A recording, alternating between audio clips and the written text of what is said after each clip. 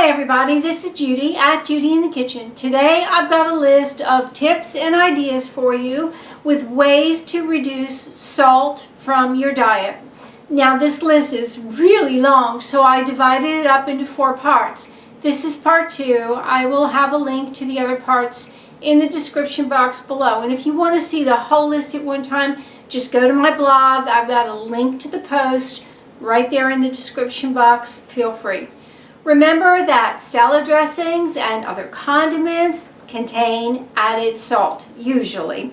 So you want to check the labels and make sure how much added sodium you're getting through the foods that you're eating. Choose the low sodium or no salt added versions if possible, especially when you have serious medical issues and you really need to reduce your salt intake.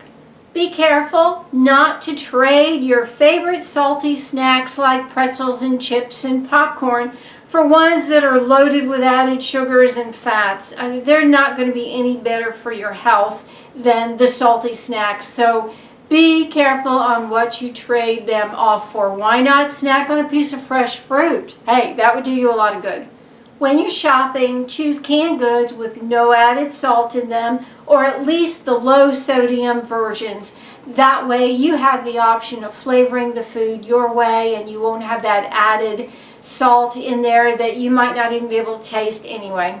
If you use soy sauce, be sure to opt for low sodium varieties or even a no sodium option if you can find one. This may not sound appetizing to everybody, but try snacking on fresh fruits and vegetable sticks like carrot sticks, celery, bell peppers, or even cucumber slices, rather than your salty options like chips and pretzels and crackers or even popcorn. They'll be much healthier for you and you won't have that added punch of salt that you'll be getting from them. When you're making your own recipes, experiment a little bit and try adding some celery in place of salt. Celery does have a somewhat salty flavor to it. Yes, it does contain some sodium, but that sodium in celery is bound to an array of minerals, so it makes it a very, very healthy addition to the diet. And when you use celery for a salty flavor in place of salt from the salt shaker, you're going to get a lot less sodium from the celery than you would from the salt shaker. And that's the bottom line of what really counts. When you're at the grocery store shopping, beware of canned soups. They are notoriously high in sodium.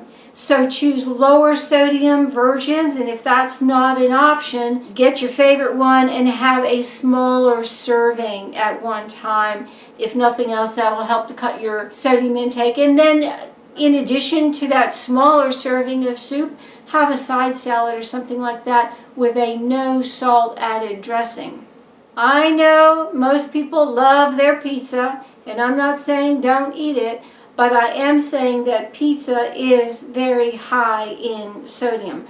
The dough itself is high, cheese is high, and some added toppings like pepperoni and sausage are all high in sodium. The sauce may even be high in sodium. So even if you don't add salt to your pizza, and very few people would throw salt with a salt shaker on their pizza, know that that food as it normally comes is notoriously high in sodium. So beware, maybe eat less of it at one time or less of it in one day than you might normally have. And again, have a side salad or a vegetable or something like that or some fruit to go with it to help fill you up and give you some food that doesn't have as much sodium in it.